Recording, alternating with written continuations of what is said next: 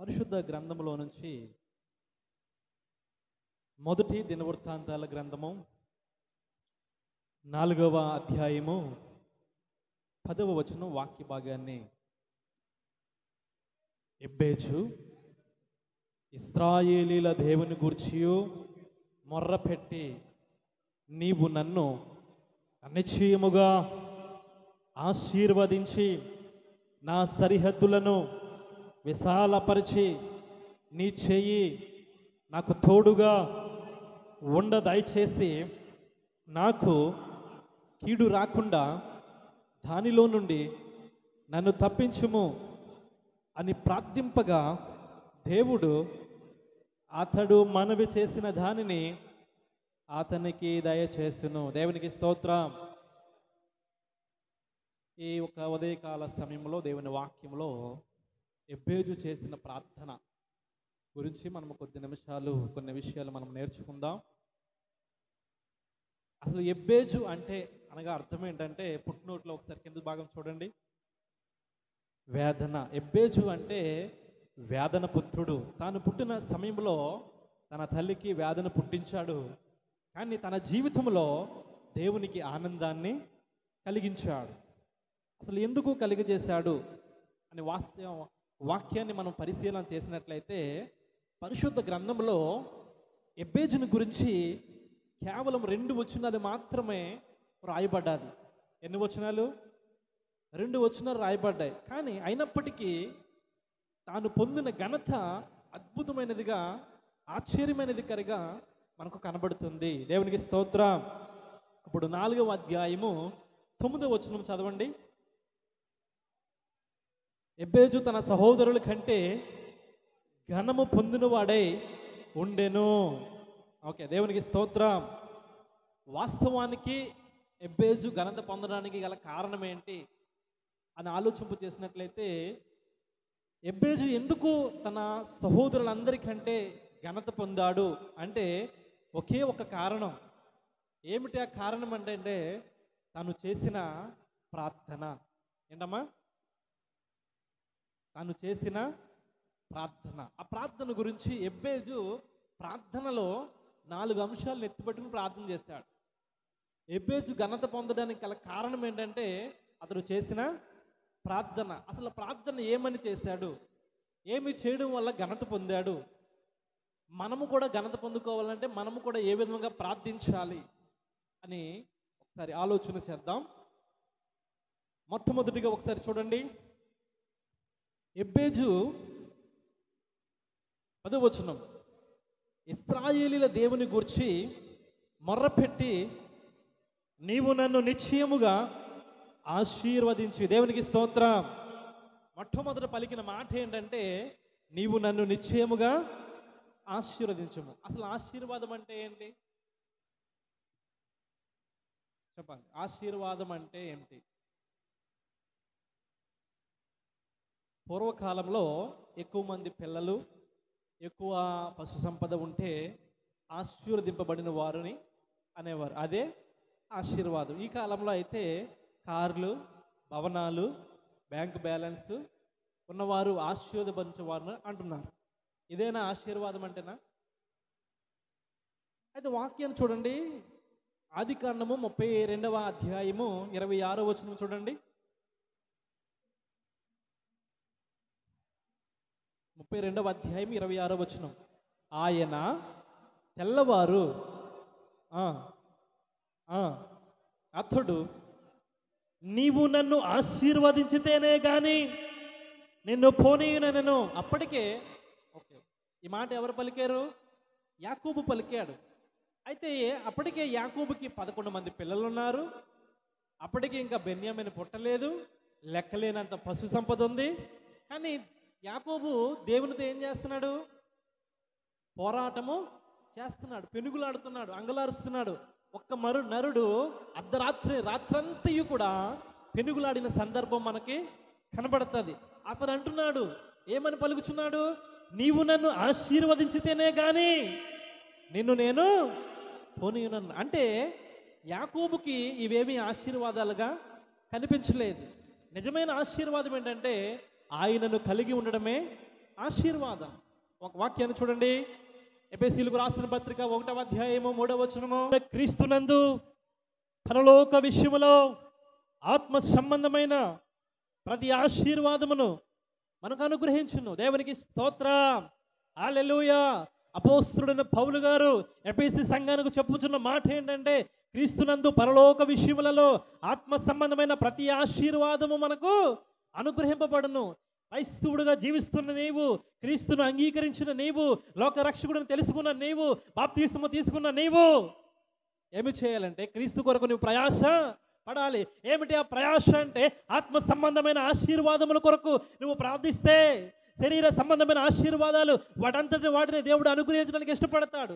ఆత్మ సంబంధమైన ఆశీర్వాదాలు ఏమిటనంటే, గలతీయులు రాసిన పత్రికలో ఆత్మ సంబంధమైన ఆత్మ ఫలమేమనగా ప్రేమ, సంతోషము, సమాధానము, దీర్ఘశాంతము, దయాళత్వము, మంచితనము, విశ్వాసము, సాత్వికము, ఆశా నిగ్రహము, ఇట్టి వాటికి విరోధమైన నియమమేదియు లేదు. దేవునికి స్తోత్రం. అసలు ఆత్మ ఫలములు అనగా ఏంటి? ఆత్మ ఫలమా, ఆత్మ ఫలములా? ఆత్మ ఫలమే. ఆత్మ ఫలము ఒకటి. ఆత్మ ఫలములో ఉన్నవి ఇవన్నీ లక్షణాలన్నీ కూడా ఇవన్నీ కలిగి నువ్వు జీవిస్తే, ఆత్మ ఫలముతో ఆత్మ సంబంధమైన వాటి కొరకు ప్రయాసపడితే, వీటన్నిటి కొరకు ప్రేమ, సమాధానము, ఐక్యత, ఆశా నిగ్రహము, దయాళత్వము, మంచితనము, వీటన్నిటిని కూడా నువ్వు కలిగి ఉంటే, అప్పుడు ఆత్మ సంబంధమైన వాటి కొరకు నువ్వు ప్రయాసపడితే, ఆత్మ సంబంధమైన ఆశీర్వాదము నీకు వస్తే, దేవుడు ఈ భూలోకంలో సంబంధమైన ఆశీర్వాదం అన్నీ కూడా నీకు అనుగ్రహిస్తాడు. దేవునికి స్తోత్రం. వాటి కొరకు యాకోబు భక్తుడు అంటున్నాడు, ఈ మాట పలుకుచున్నాడు. ఏమైనా మాట పలుకుచున్నాడు? నీవు నన్ను ఆశీర్వదించితేనే కానీ నేను పోనీయునన్నాడు. ఈ భూలోకంలో ఆశీర్వాదం దేవుడు ఇస్తాడు. అయితే మనం ప్రయాసపడవలసింది ఏంటంటే, ఆత్మ సంబంధమైన వాటి కొరకు మనము ప్రయాసపడాలి.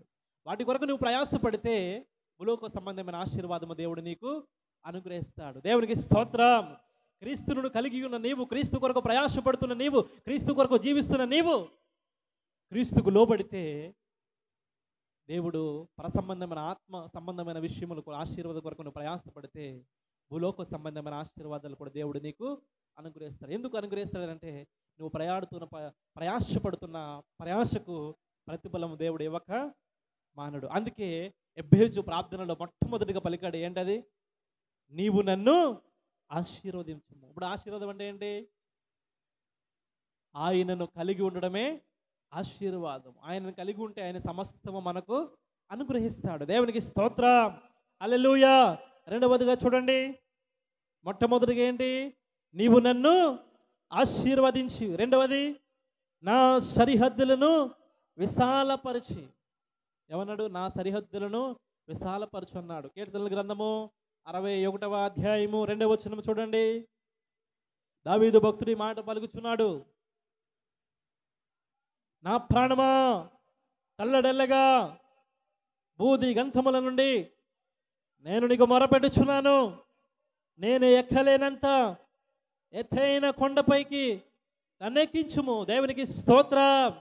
నా సరిహద్దులను విశాలపరచుమని వాక్యానికి అర్థం ఏంటంటే, భక్తుడైన దావీదును జ్ఞాపకము చేసుకుంటే, నేను ఎక్కలేనంత ఎత్తైన కొండపైకి నన్ను ఎక్కించమని. గొర్రెలు కాచుకున్నవాడు ఎవరైనా రాజు అవుతాడా? గొర్రెలు కాచుకునే స్థితి నుంచి ఉన్నవాడు రాజు అవుతాడా?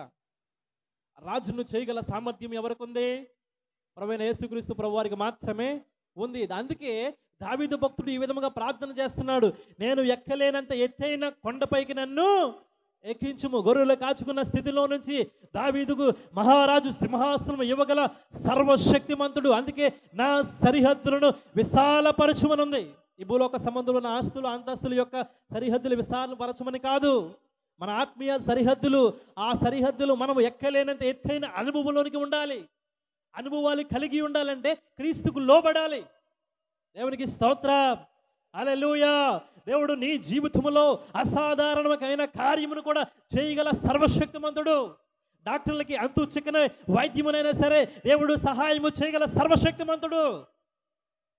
నీవు సాధించలేని విజయములను కూడా ఇవ్వగల సర్వశక్తిమంతుడు.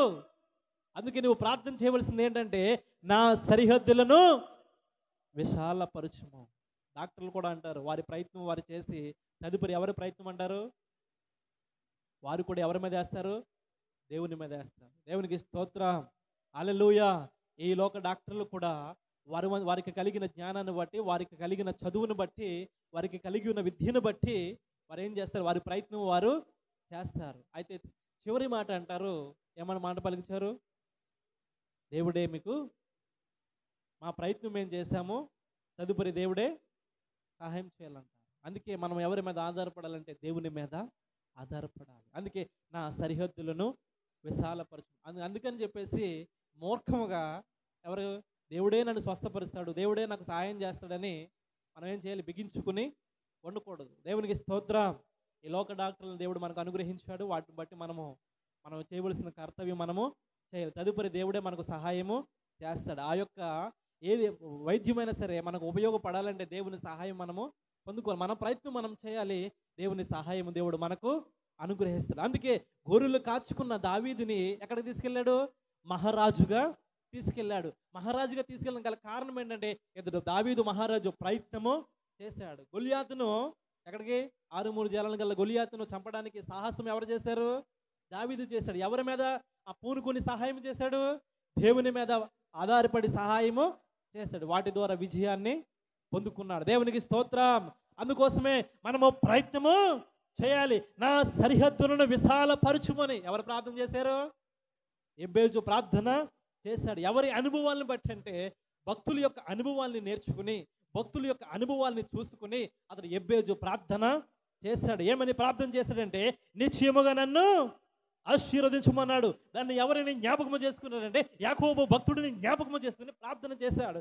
రెండవదిగా ఏంటంటే, నా సరిహద్దులను విశాలపరచమన్నాడు. దావీదు భక్తుని జ్ఞాపకము చేసుకుని, ఇంకా పూర్వపు యొక్క భక్తుడిని జ్ఞాపకము చేసుకుని, అబ్రహాము యొక్క ప్రయాణమును జ్ఞాపకము చేసుకుని ఈ వ్యక్తి ప్రార్థన చేశాడు. మూడవదిగా చూడండి, నీ చెయ్యి నాకు తోడుగా ఉండనిమ్ము. దేవునికి స్తోత్రం. కీర్తనల గ్రంథము 73వ అధ్యాయము 25వ వచనము 26వ వచనాలు. ఆకాశమందు నీవు నాకు తప్ప నాకెవరున్నారు? నీవు నాకుండగా లోకములోనిది ఏదియు నాకు అక్కరలేదు. నా శరీరము నా హృదయము క్షీణించిపోయినను దేవుడు నిత్యము నా హృదయమునకు ఆశ్రయదుర్గమును స్వాస్యమునై ఉన్నాడు. ఈ భక్తుడు ఎవరు పలికారు ఈ మాటలు? భక్తుడైన ఆశాపు పలికాడు. ఎవరు పలికాడు? ఆశాపు పలికాడు. నీ చెయ్యి నాకు తోడుగా ఉండనిమ్మని ఎందుకు ఎబ్బేజు అన్నాడంటే, ఆసాపు జీవితం చూసినట్లయితే అతని జీవితంలో అతని పక్కవారు, అతని ఇరుగువారు, అతని పొరుగువారు, బంధువులు, స్నేహితులు, తన మీద ఉన్నవారందరూ కూడా ఎక్కడున్నారంటే ఒక ఉన్నతమైన స్థానంలో ఉన్నారు, ఒక ఎత్తైన స్థానంలో ఉన్నారు. అంటే వాస్తవానికి ఈ లోక సంబంధముగా ధనికులుగా ఉన్నారు. ఆరోగ్య రీత్యను అని మాత్రమే కాదు, ధనం విషయంలోనూ, భూఫలం విషయంలోనూ, పశువుల విషయంలోనూ తన తోటి వారందరూ కూడా ఉన్నతమైన స్థానంలో ఉన్నారు. యాసాపు మాత్రము ఎవరిని వేడుకొనుచున్నారంటే దేవుణ్ణే వేడుకొనుచున్నాడు. ఇతడి స్థితిని చూస్తే బలహీనుడుగా కనబడుచున్నాడు. ఇతడి స్థితిని చూస్తే దీన స్థితిలో కనబడుచుంది. ఇతడి స్థితిని చూస్తే హేళన స్థితిలో కనబడుచున్నాడు. అయితే ఇతడు ప్రార్థన చేస్తున్నాడు, నీవు నాకుండగా లోకములో ఏదియు నాకు అక్కరలేదు అన్న మాట పలకడానికి గల కారణం ఏంటంటే, దేవుడు ఒక దర్శనాన్ని చూపించాడు. వారందరూ కూడా ఏ స్థానంలో ఉన్నారు? కాలు జారు స్థలములో వారు ఉన్నారు. ఇతడి చెయ్యి ఎవరు పట్టుకున్నారు? ఆసాపు చెయ్యి ఎవరు పట్టుకున్నారు? కుడి చెయ్యి. నీవు నన్ను పట్టుకుని ఉన్నావు. ఈ మాటలు చెప్పగలిగిన మనస్సు పరిపూర్ణతలోనికి మనము రావాలి. నిజమే, వాస్తవానికి ఆయన తోడుగా ఉంటే అగ్ని గుండములో కూడా ఆహ్లాదకరంగానే ఉండాలి. షడ్రకు మేషకు అభ్యర్థులు చూడండి, వారు అగ్ని గుండంలో ఉన్న కూడా ఏమన్నారు? ఒకవేళ మా దేవుడు రక్షింపకపోయినను నీ ప్రతిమకు మేము నమస్కారము చేయమని ఖండితముగా చెప్పారు. అంత మాత్రమే కాదు, దేవుడు వారి వెంటనే దేవుడు అగ్నిగుండంలో కూడా వారికి తోడుగా ఉన్నారు. అటువంటి మనస్సాక్షి మన హృదయంలోనికి రావాలి. అందుకే ఆశాపు అన్నాడు, నీవు నాకుండగా ఈ లోకంలో ఏది నాకు అక్కరలేదు. శరీరము నా హృదయము క్షీణించిపోయినా దేవుడు నిత్యము నా హృదయమునకు ఆశ్రయదుర్గము స్వాస్యమునై ఉన్నాడు. ఎలా ఉన్నాడంట? స్వాస్యమునై ఉన్నాడు అన్నాడు. దేవుడు వాక్యం సెలవిస్తుంది. దేవుడు ఏం చేస్తాడంటే ఆయన పాపిని ప్రేమిస్తాడు, పాపిని క్షమిస్తాడు, పాపిని ప్రేమిస్తాడు. పాపిని క్షమిస్తాడు కానీ పాపమును మాత్రము కాదు. ఇప్పటి వరకున్న మనకు తోడుగా ఉన్న పాపములన్నీ కూడా మనం విడిచిపెడితే అప్పుడు దేవుడు మనకు తోడుగా వస్తాడు. దేవునికి స్తోత్రం. వాక్యాన్ని మనం అర్థం చేసుకోవాలి. ఇప్పటి వరకు కూడా మనకు తోడుగా ఉన్న ఏమున్నాయి?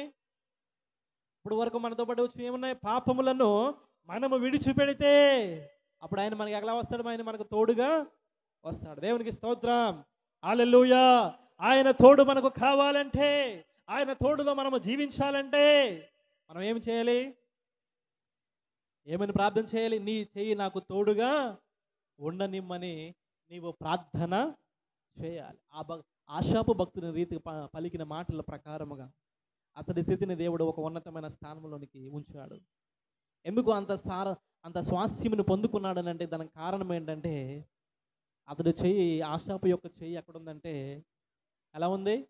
ఆ దేవుని చెయ్యి అతనికి తోడుగా ఉంది. మన చెయ్యి కూడా దేవునికి తోడుగా ఉంటే, శ్రమలు అనుభవిస్తున్నావా, కష్టములో ఉన్నావా, నిరాశలో ఉన్నావా, నిస్పృహంలో ఉన్నావా, అయితే దేవుడు అంటున్నాడు ఈ ఉదయకాల సమయంలో, నీవు నా ఆశాపు భక్తుడు పలికిన రీతిగా నీవు నాకు తోడు ఉండగా ఏది నాకు అక్కరలేదు ప్రభువా, నా శరీరము నా హృదయము క్షీణించిన దేవుడు నిత్యము నా హృదయములకు ఆశ్రయ దుర్గమును స్వాస్థ్యమునై ఉన్నాడని ఆ మాటలు ఎప్పుడైతే నువ్వు పలకగలిగితే అప్పుడే దేవుడు నీకు సహాయముగా తోడుగా ఉండి నీవు సాధించలేని విజయాలను, నీకున్న అనారోగ్యము ప్రభువైన యేసుక్రీస్తు వారు స్వస్థపరచడానికి సర్వశక్తిమంతుడిగా ఉన్నాడు. దేవునికి స్తోత్రం.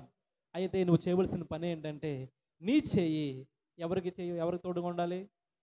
మన చెయ్యి ఎవరికి ఉండాలి? అందుకే ఆశపడుతున్న ఎవరైనా ఎబ్బేజు అంటున్నాడు, నీ చెయ్యి నాకు తోడుగా ఉండనేమి. ఎవరు తోడు కావాలి మనకి? దేవుని తోడు మనకు కావాలి. దేవుని తోడు మనకు ఉంటే మనకు సాధించలేని విజయాలు, అపజయాలన్నిటిలో కూడా దేవుడు విజయాన్ని ఇవ్వగల సర్వశక్తిమంతుడు. దేవునికి స్తోత్రం. హల్లెలూయా. ఇక్కడ చూడండి, ఘనత పొందిన 9వ వచనం చూడండి. ఎబ్బేజు తన సహోదరులందరికంటే ఘనము పొందినవాడే ఉండెను. దేవునికి స్తోత్రం. హల్లెలూయా.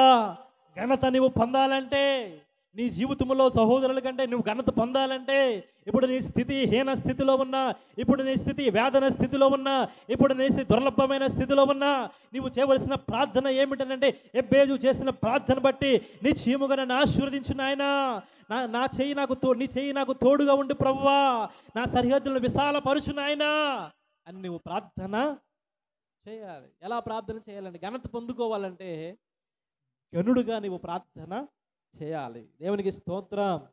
క్రీస్తుకు లోబడే వారిగా ఉండి నువ్వు ప్రార్థన చేయాలి. 4వ వచనం చూడండి.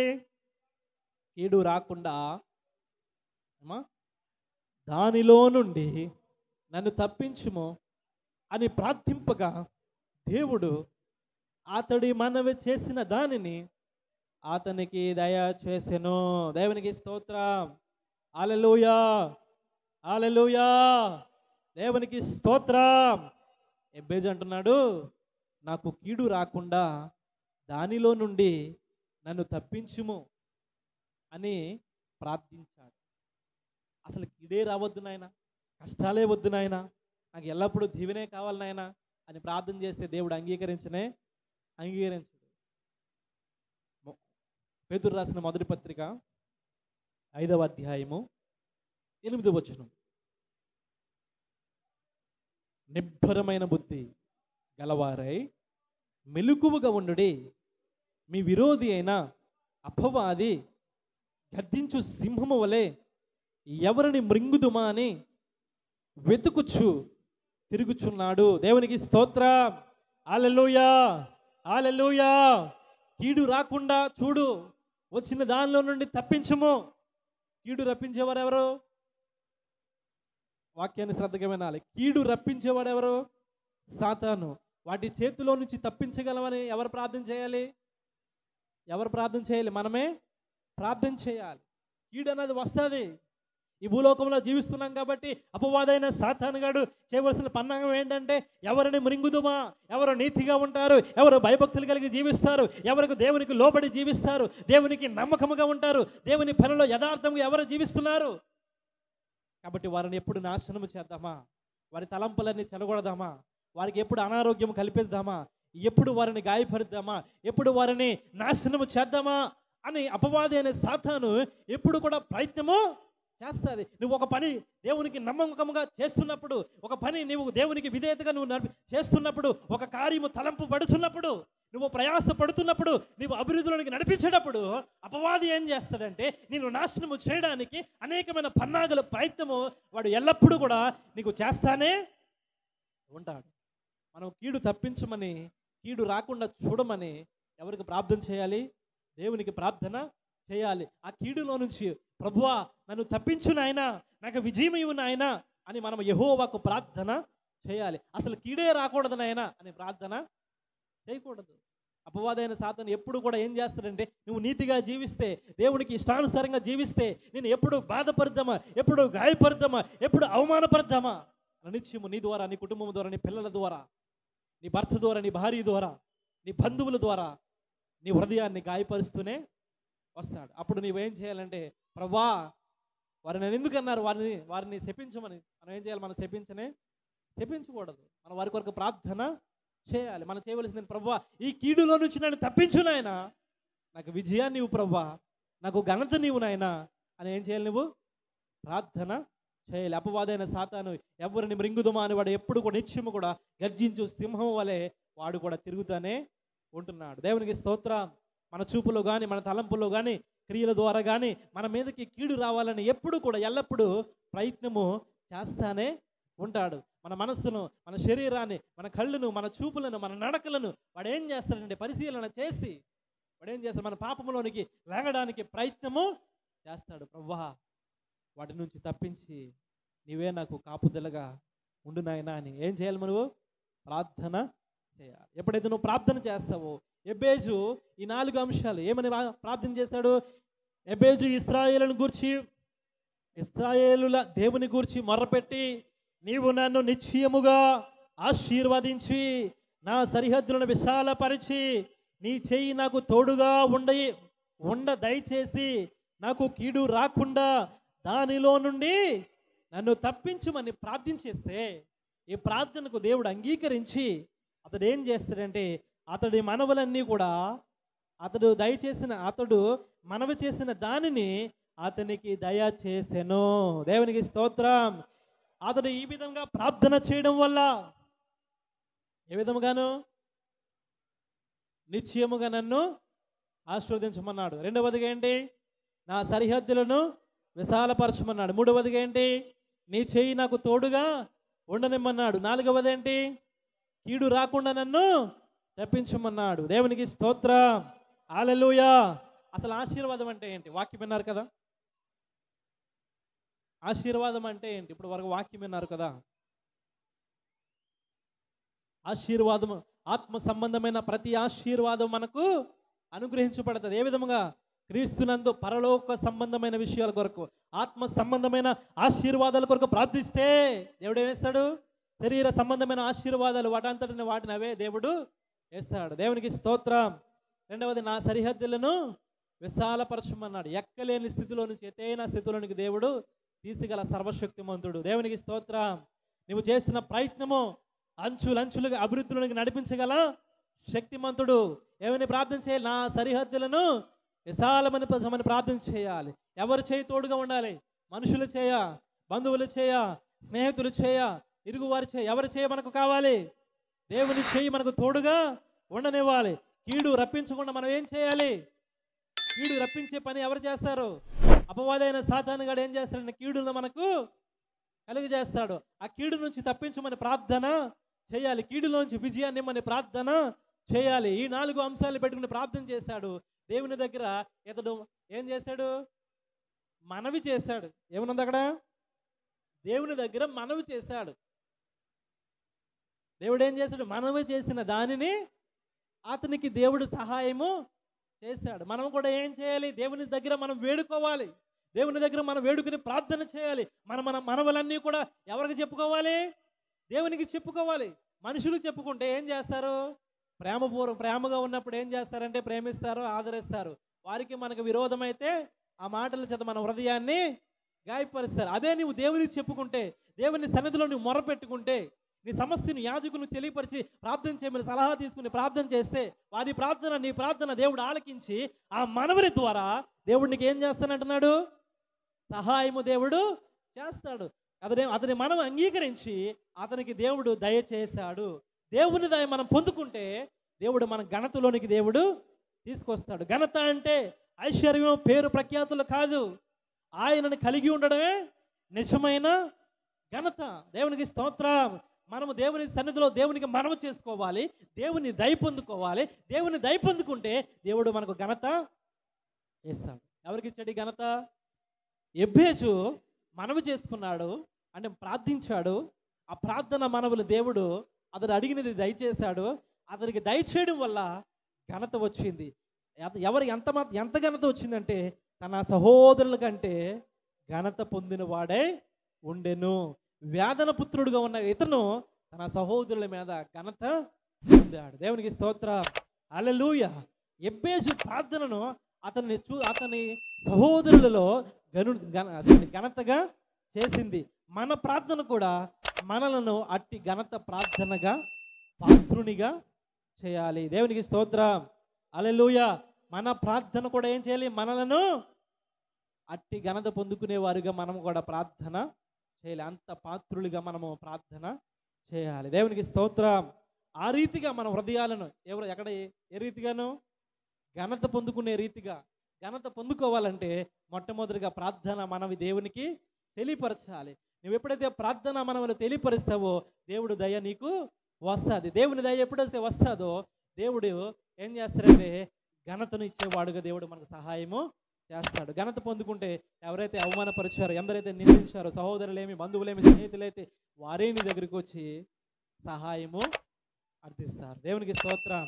అట్టి కృప ఎవరు పొందుకున్నారు?